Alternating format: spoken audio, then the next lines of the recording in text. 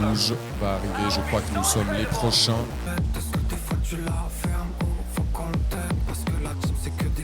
On attendait depuis longtemps. Depuis un petit moment. On est très content de te recevoir. On est super content de te recevoir ici chez nous. Merci déjà d'ailleurs d'avoir accepté l'invitation pour passer ce petit moment avec nous sur Twitch. Déjà, première question, comment ça va ? Ça va nickel, et vous ? Heroy un peu. Ouais, Heroy. Ouais. Mais ce sera encore mieux de danser dans la boue pendant ton concert, non ? Au Club Tent, non ? Ouais, Club Tent. Alors il est couvert. Ouais, mais oui, en partie. Mais c'est vrai que l'eau, ça se déplace. L'eau, ça mouille. Écoute, si les gens sont chauds pour une gadou party, ça sera fun. Exceptionnel. C'est pas ta première fois en Suisse ? Ah non, pas du tout. T'es déjà passé à Lausanne, à Neuchâtel. Ouais, et pas loin de là, au Cheval. Mais je crois que c'est pas loin. Je crois que c'est vers Gland. Voilà. Toi, tu connais plus. Gland ? De quoi ? Il y a quoi ? Il y a un festival ? Il y a un petit festival qui s'appelle le Cheval. C'est la première fois qu'on a joué en Suisse. C'était trop sympa. Voilà.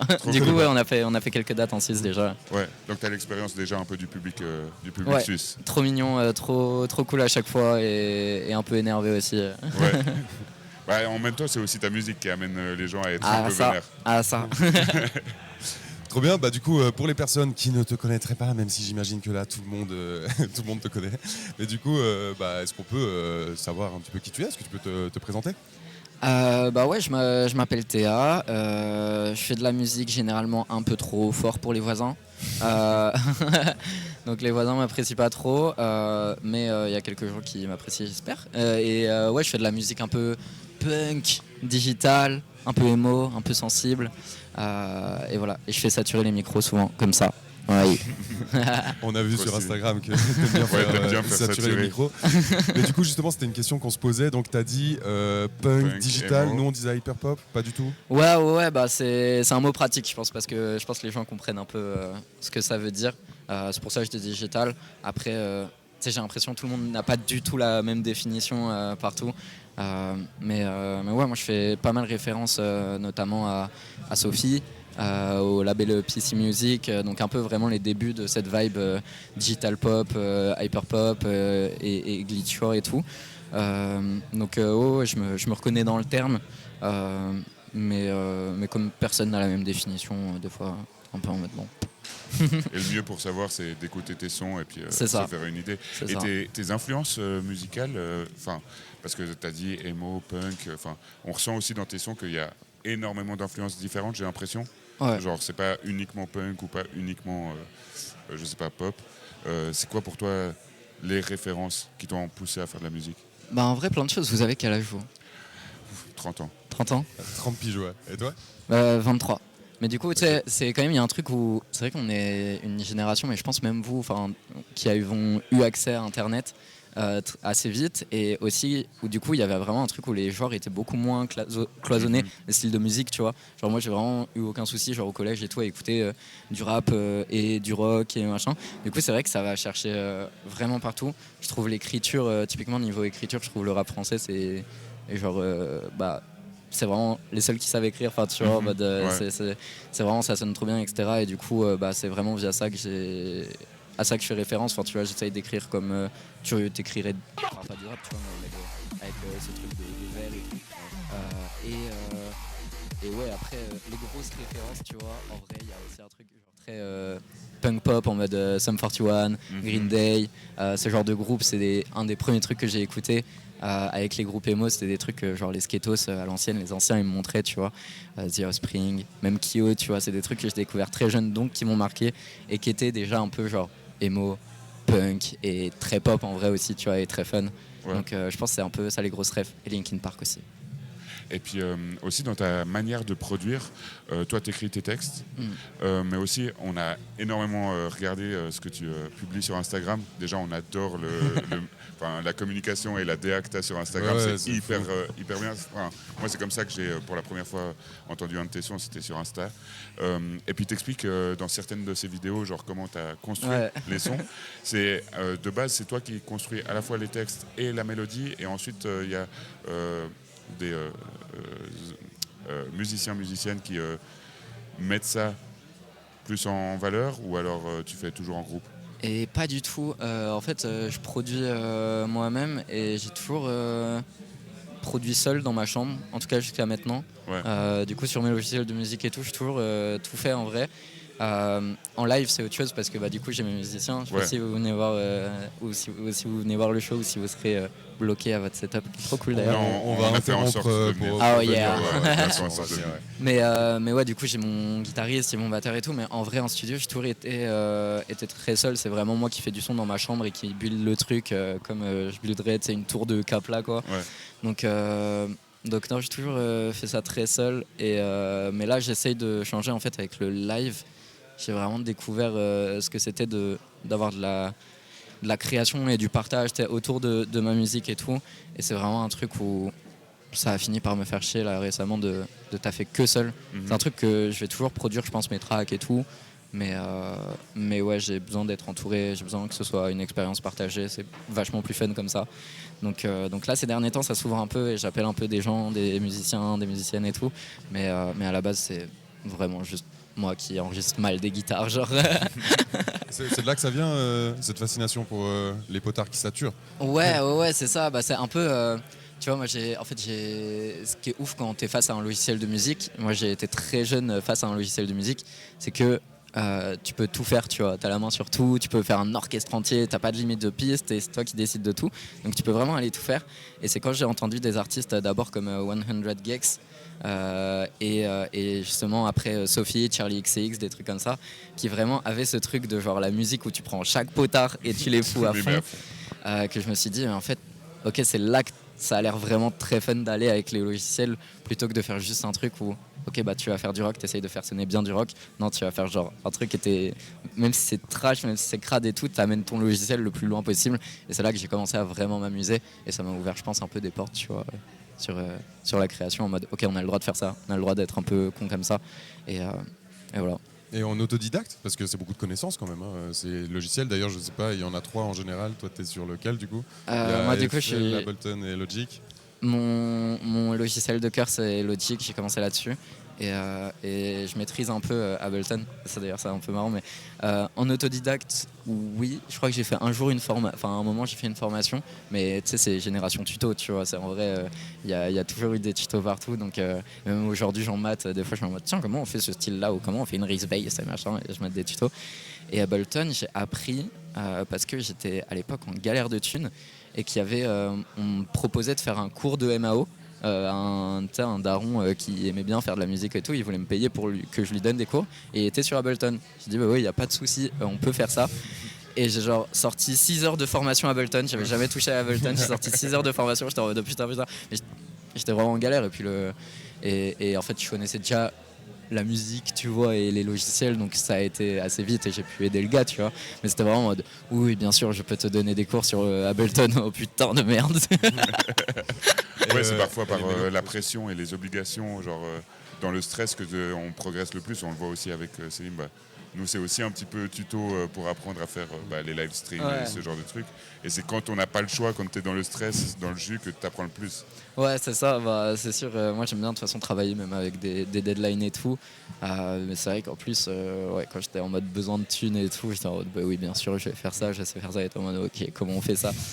Ouais, je sais pas, même dans la musique, même partout, t'as un truc un peu fake it till you make it et où les deadlines c'est bénéfique, quoi. Ouais. Et des petites dernières questions sur la production, les mélodies, parce que du coup tes sons, effectivement, il y a quand même beaucoup de boom boom et de saturation, mais il y a aussi plein de mélodies vraiment qui sont hyper entraînantes, qui restent dans le crâne.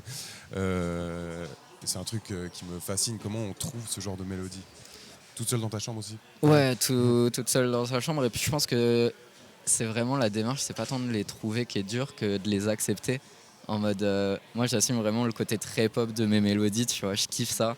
Et en fait, quand t'as une mélodie qui te vient en tête, qui paraît évidente, je crois qu'au début, je m'autorisais pas à aller la chercher ou à la chanter et tout, en mode c'est trop cliché, c'est trop pop. Et je crois que c'est un truc un peu d'artiste et tout.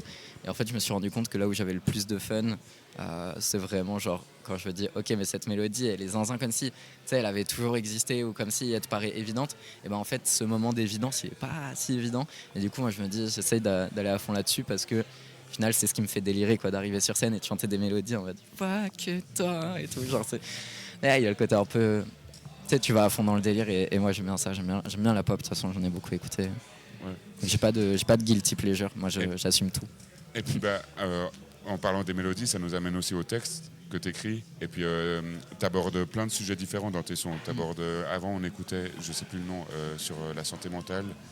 Je sais plus le son du titre, désolé. Tu abordes des sujets aussi plus habituels aussi dans le punk, en mode genre fuck it, on est dans la merde et puis ça nous fait chier. Par exemple, pour illustrer ça, c'est une question sous forme de lecture. Donc, même plus envie de débattre, la colère voudrait foutre en l'air, déstabiliser l'État, faire tomber les banques et les frontières, prendre un ministre au hasard, lui faire une coupe à la Louis XVI, juste pour rappeler à Gérald nos putains de traditions françaises. Est-ce que c'est un texte politique ? Est-ce que c'est un texte engagé par hasard ? Non, absolument pas. C'est un texte qui ne prend aucun risque. Non, évidemment, ça c'est pour le coup, c'est Guillotine, je crois, je l'ai écrit en 2019. Il y avait des mouvements sociaux, je sais plus ce que c'était. C'était post-nuit debout, c'est sûr, 2019.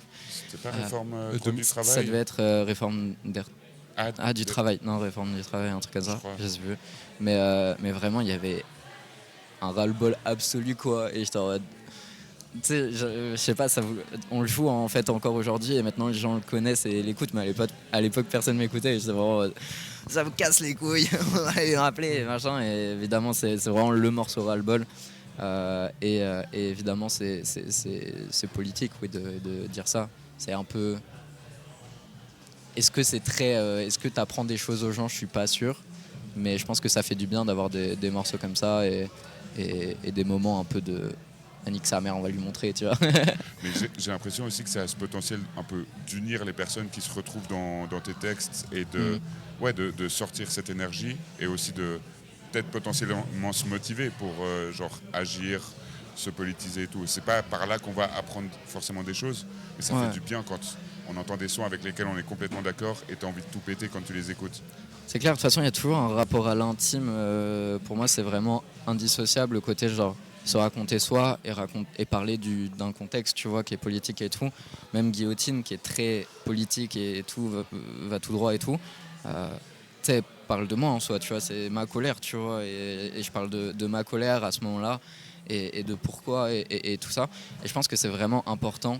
C'est un peu le rôle aussi de la musique, tu vois, genre, si t'as deux personnes qui écoutent Guillotine et qui kiffent ça, bah t'as pas forcément besoin. Enfin, tu sais, t'es en mode ok, on se sait un peu ou quoi, tu vois. Et moi, il y a eu pas mal de morceaux comme ça, tu vois, un peu, genre très engagé, très tout droit, mais où finalement, voilà, quand tu te réunis avec des gens autour de ça, effectivement, ça donne de l'énergie et ça donne envie d'aller plus loin. Et tu sais déjà où les gens stand à peu près, quoi, tu vois. Ça fait office d'unificateur, quoi, je pense un peu. Mais c'est toujours indissociable tu vois, du ressenti personnel et de machin. Je suis pas de la chanson engagée en mode ouais, c'est comme ça et tout. Je suis plus en mode ouais, moi je me sens comme ça. Et c'est ça le contexte. Et c'est ça qui me fait chier, tu vois. Ouais. Et du coup, si je résume plus ou moins que, on va dire, ta musique tourne autour des injustices, je suis dans le juste ou pas du tout ? C'est pas ça que tu veux mettre en avant ? J'ai l'impression que c'est souvent ça, que ce soit des injustices sociales, que ce soit, je sais pas, telle ou telle discrimination, n'importe. En vrai, c'est vrai que du coup, je le vois vraiment pas comme ça. Mais en vrai, je capte, tu vois, le truc. Mais parce que moi, j'ai vraiment l'impression que ça tourne autour de. Moi, en vrai, tu vois, j'ai vraiment l'impression de me raconter. Et là où ça devient politique, c'est que quand t'es queer, que t'as 23 ans dans le contexte actuel, forcément, c'est politique. Et en fait, tu vas en parler. Et si t'en parles pas, c'est bizarre, tu vois. C'est à peu près aussi politique que d'ouvrir sa gueule, quoi. Donc c'est. Ouais, je comprends des injustices, mais. Même moi, je suis pas sûr de voir forcément tout ce qui m'arrive ou tout ce qui peut être dur comme des trucs de santé mentale et tout. Évidemment, c'est injuste et tout. Mais je sais pas si c'est tant de l'injustice que, en tout cas, je parle pas d'injustice. Je parle de moi et de ce qui m'arrive et de ce qui peut être dur et de ce qui est pas facile aussi à raconter. Et je pense aussi de ce qui est pas facile à vivre pour n'importe qui est un peu marginalisé. Et ça fait sens pour moi à partir du moment où ça unit, tu vois, les gens, genre en concert, genre quand les gens. C'est des thèmes assez bruts et des morceaux qui donnent envie de danser. Et en fait, ça fait que tu touches à un truc intime où quand tout le monde danse là-dessus, au moins, tu sais que tu es uni autour de trucs qui sont en fait assez crus et assez intimes. Et c'est là où pour moi, ça fait vraiment sens. J'ai pas envie d'envoyer de la haine ou de la rage juste pour envoyer de la haine. J'ai envie de parler de ces sentiments-là que tout le monde peut vivre pour que ça réunisse les gens un peu, tu vois. C'est un peu le but. J'ai juste une petite dernière question. Vraiment, on Une nous a toute fait petite- signe Foncez, comme quoi, foncez, t'inquiète, Une t'inquiète, toute t'inquiète. petite c'est la dernière. fin. Ils viendront m'arracher par le callback. Là, tu commences à vraiment péter, quoi. De plus en plus de streams, des tournées, des trucs et tout. Tu nous as parlé avant du fait que tu étais dans la précarité. Est-ce que des fois, cette espèce juste de réussite, qui est aussi une réussite sociale, est-ce que des fois, pour toi, c'est un peu dur de... Enfin, en fait, comment tu gères ça, surtout? En quelques mots.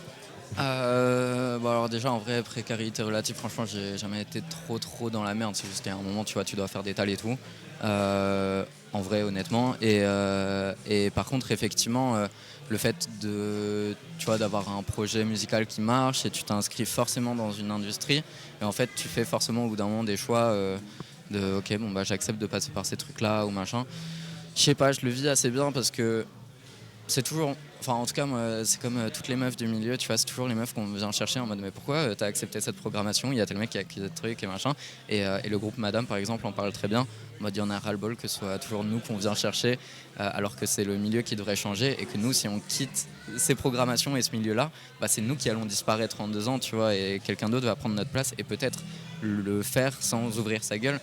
Donc je pense que moi c'est aussi un truc de me dire bah en fait je sais faire que de la musique, j'ai envie de faire de la musique, j'ai envie de porter mon message le plus loin possible.